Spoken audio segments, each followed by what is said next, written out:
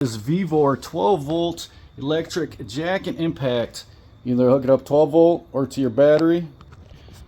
Put the jack under your frame. Jack it up.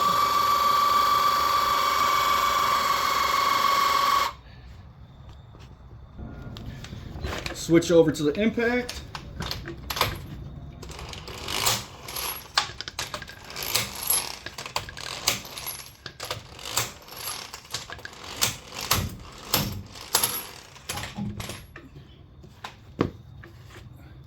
And there you go. Oh, and this also has a built-in compressor.